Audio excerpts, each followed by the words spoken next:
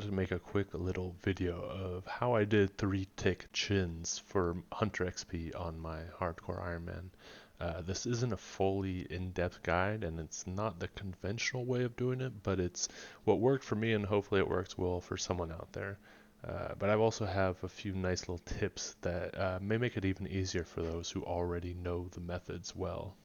I also want to make a quick little disclaimer. I'm not a super sweaty, tick manipulating gamer, but this definitely, since Hunter is already click intensive, it's definitely worth doing just because it's like a 30%. As you can see in this first clip, I'm getting about 90k XP per hour.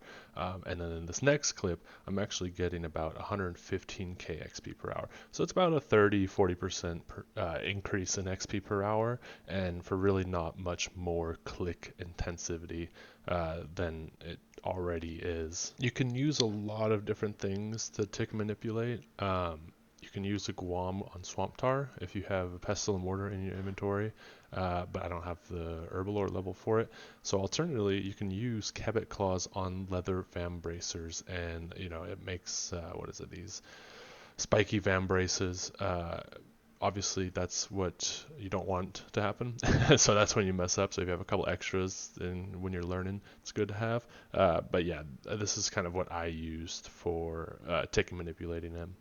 Alternatively, you can also use a Cabot Spike on a chisel, and that will also work if you can't find these other items.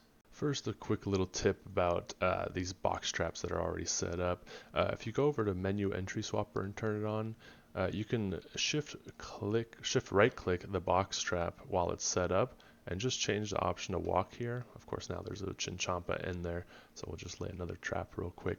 But that basically makes it so you don't accidentally dismantle the trap when you're doing this method. So you'll see in a little bit why that helps, but you can basically click on the tile if you see a Chinchompa about to go into it, and you'll already be on that tile ready to reset it or pick up the Chinchompa. So now for the actual method, you want to stand where you want to place your first trap.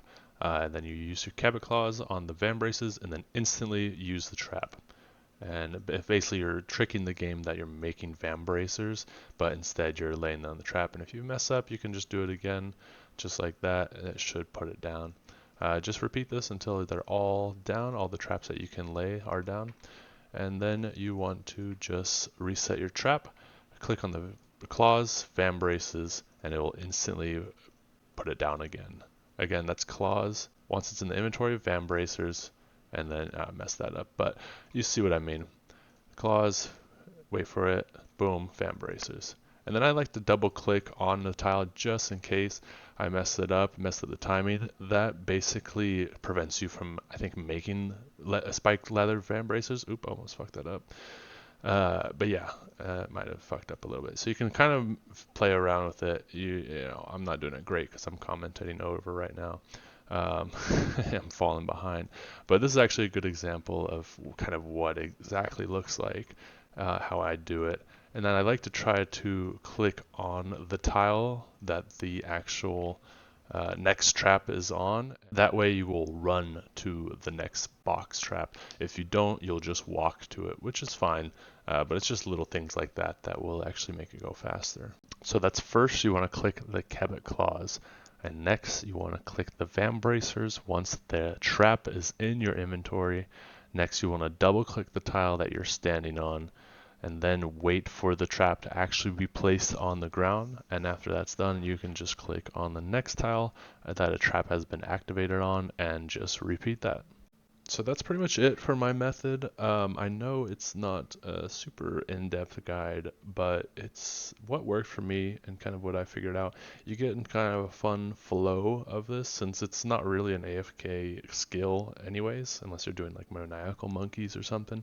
But especially for an Iron Man, where things already take longer, if you can increase the speed a little bit with not much more effort, it's definitely worth doing. So yeah, if you have any questions, I'll try to answer them as best as I can.